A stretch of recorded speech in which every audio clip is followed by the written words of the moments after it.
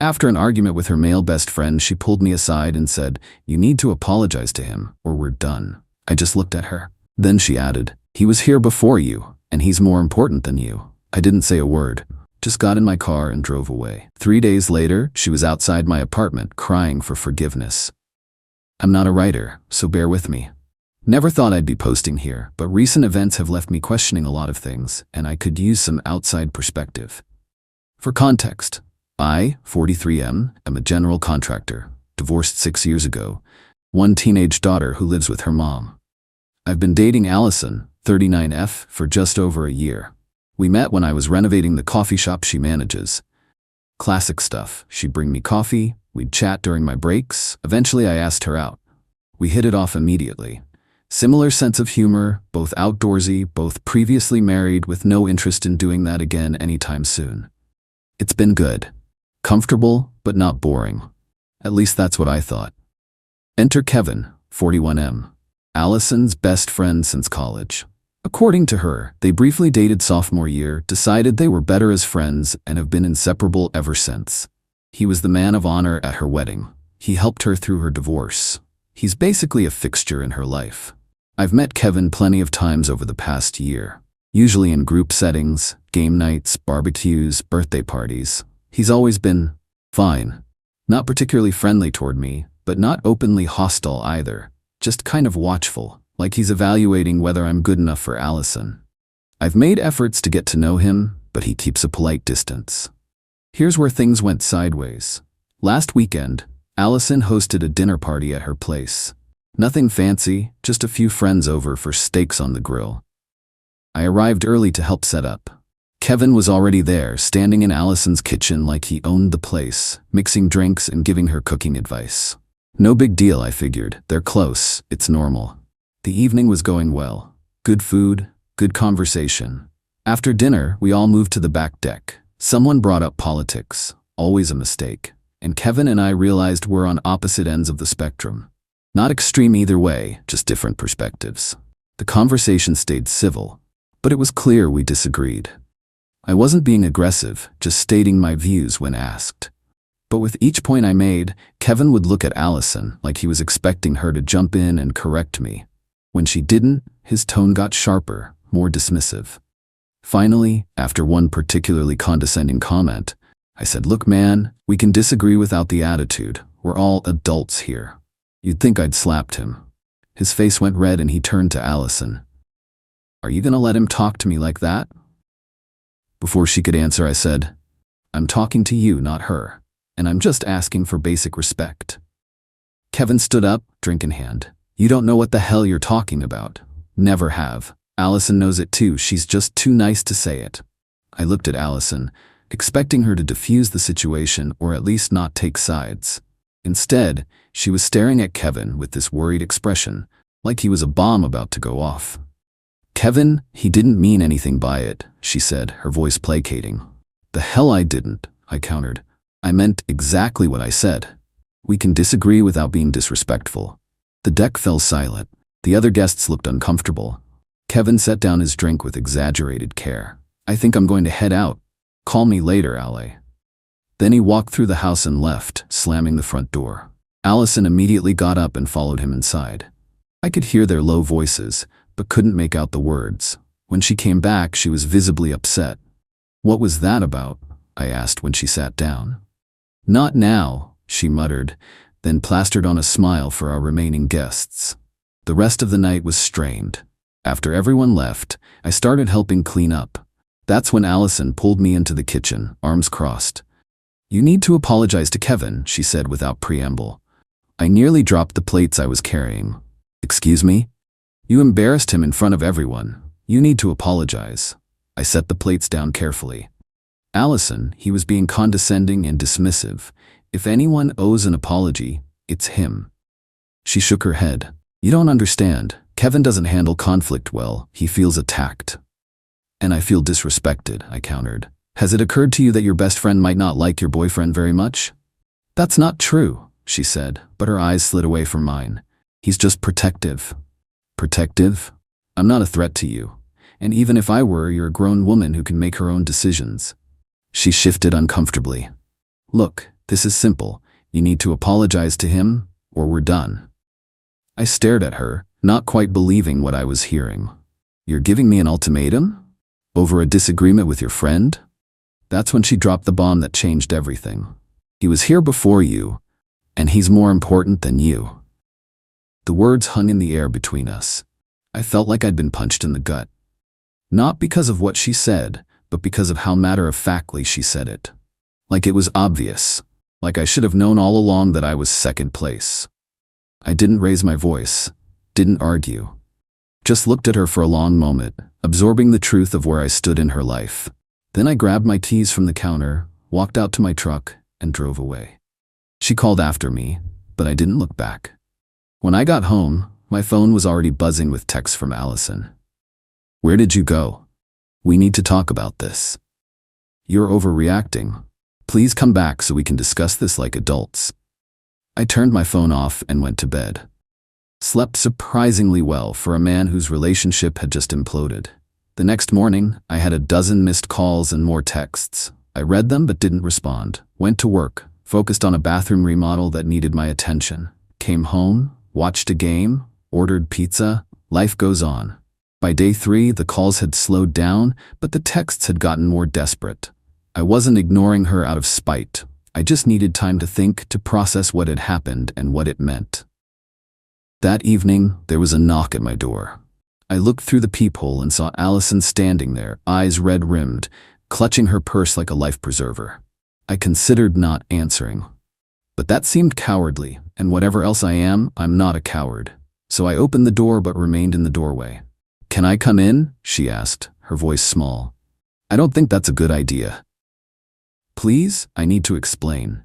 I hesitated, then stepped aside. She walked in and sat on my couch, the same spot where we'd watched countless movies, where she'd fallen asleep on my shoulder, where we'd made love on lazy Sunday afternoons. Now she looked like a stranger. I'm sorry, she began. What I said was horrible. I didn't mean it. Yes, you did, I replied evenly. That's why it hurt so much, because you meant it. She started crying then, quiet tears tracking through her makeup. I've known him so long, he's like family. I can't lose him. And I understand that. What I don't understand is why keeping him means losing me. Why it can't be both. It can be, she insisted. I was just upset. You two are the most important men in my life. I sat down across from her, not on the couch, but in the armchair, creating distance. No, I'm not. You made that very clear. And that's okay, Allison. You're allowed to prioritize whoever you want in your life. But so am I. And I can't be with someone who sees me as disposable. You're not disposable. She cried. I love you. Do you? Or do you love how I fit into your life when Kevin approves? Because the moment I disrupted that balance, you were ready to throw me away. She had no answer for that. Has he always disliked me? I asked. Or just since things got serious between us? She looked down at her hands. He worries that you'll hurt me, like my ex did. So he appointed himself your permanent guardian, and you've let him. It's not like that, she protested, but weakly. Isn't it? Be honest, Allison. Has he ever liked anyone you've dated? The silence was my answer. I deserve better than this, I said finally. And so do you, by the way. A real friendship wouldn't hold you hostage. A real friend would want you to be happy, even if that meant sharing your attention. She started crying harder then. Told me she'd had a huge fight with Kevin after I left, that she'd realized some things about their friendship that had been bothering her subconsciously for years, that she wanted another chance with me. Part of me wanted to give in, to hold her and say we'd figure it out, but a larger part, the part that remembered her cold statement about who mattered more, held firm. I think we need some time apart, I said. I need to decide if I can be in a relationship where I'll always be second best. And you need to decide if you're ready for a relationship where you aren't constantly deferring to someone else's judgment. She left reluctantly, after extracting a promise that I would at least think about giving us another chance. I promised I would think about it. And I have been. It's been 5 days now. Allison has texted every day, not pressuring, just checking in. Apparently Kevin is furious with her for choosing me over him, even though she hasn't actually done that. Just questioning their dynamic was enough to trigger a meltdown on his part. Her sister called me yesterday, said she's been trying to tell Allison for years that her relationship with Kevin wasn't healthy, that he didn't want to be with her romantically but couldn't stand seeing her with anyone else, that this was a pattern they'd all watched repeat with every boyfriend since college. I don't know what I'm gonna do. Part of me loves her and thinks maybe we could work through this. Another part knows that old patterns are hard to break, and she's had 20 years to normalize this bizarre friendship. For now, I'm taking it one day at a time, getting some clarity by myself, remembering that I'd rather be alone than be someone's second choice. We'll update if anything significant changes. Thanks for reading this far. Edit. Wow, woke up to hundreds of comments. Thanks for the support and advice, everyone. To answer some common questions. 1. No, I don't think Kevin and Allison are sleeping together. This isn't about sex, it's about control. 2. Some of you mentioned that I abandoned her at the dinner party. I left after everyone else had gone and she'd made it clear where I stood in her priorities. I didn't strand her or create a scene. 3. Many of you have asked if there were warning signs I missed. Looking back, yes, Kevin texted her constantly, often while we were together. She would always respond immediately. He had opinions about everything from what restaurants we should try to whether I was right for her. And there was that time he crashed our weekend getaway because he was in the area, 2 hours from where he lives. 4. To those suggesting I'm being too hard on her, maybe. But I've been in one relationship where I wasn't a priority. My marriage. It took years of therapy to recognize my worth after that. I won't do it again. 5. And yes, to clarify, we never lived together. Allison has her own apartment across town, which is why she showed up at my door rather than already being there. We discussed moving in together eventually, but weren't there yet. Update: 10 days later. Allison and I met for coffee yesterday.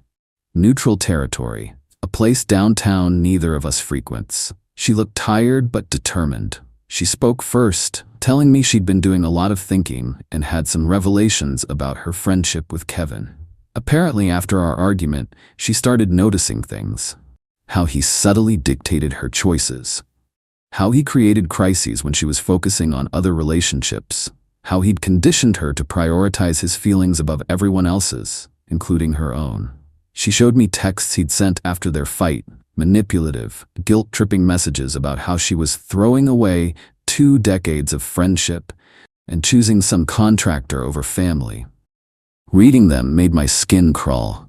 This wasn't a friendship, it was emotional hostage-taking. The most telling part was when she admitted that Kevin had hated every man she'd ever dated, had actively sabotaged several relationships, had even told her ex-husband intimate details about her past specifically to create problems between them.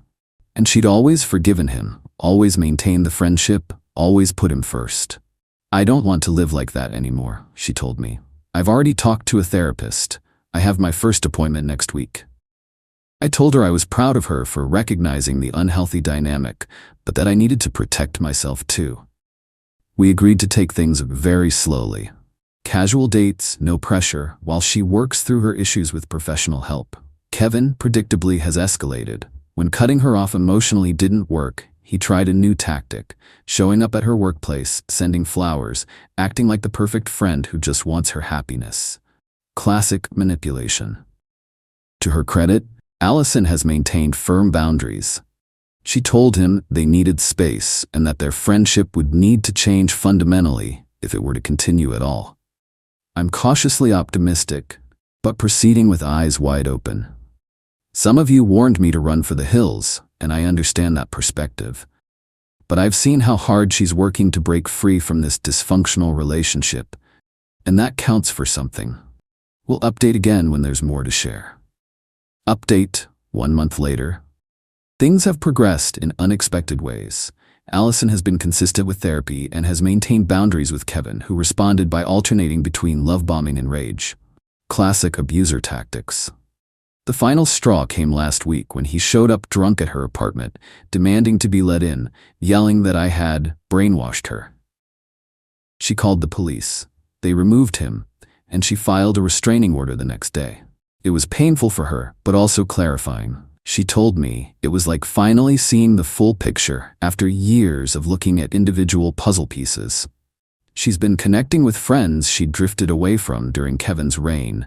His possessiveness had slowly isolated her over the years. As for us, we're dating again, taking it slow. I've attended a therapy session with her to better understand how to support her without overstepping. Her therapist explained that breaking free from a codependent relationship is like deprogramming from a cult.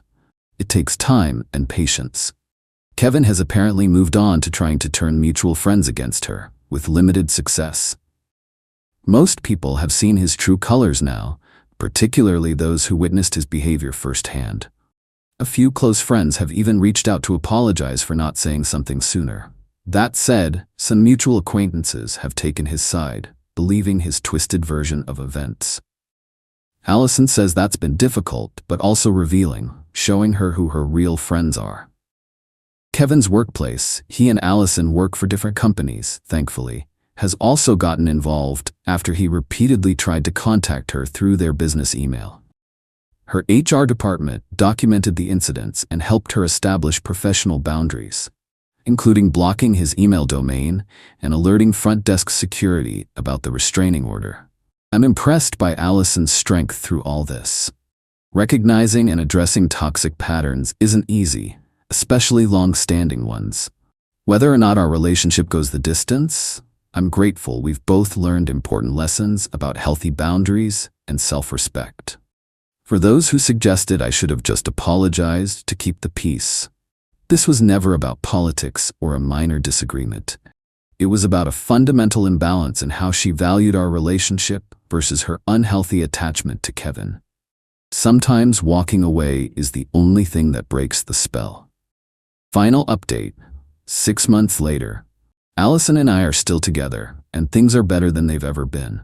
She's continued with therapy, which has helped her recognize and address other patterns beyond just her relationship with Kevin. The restraining order expired, but Kevin has largely stayed away.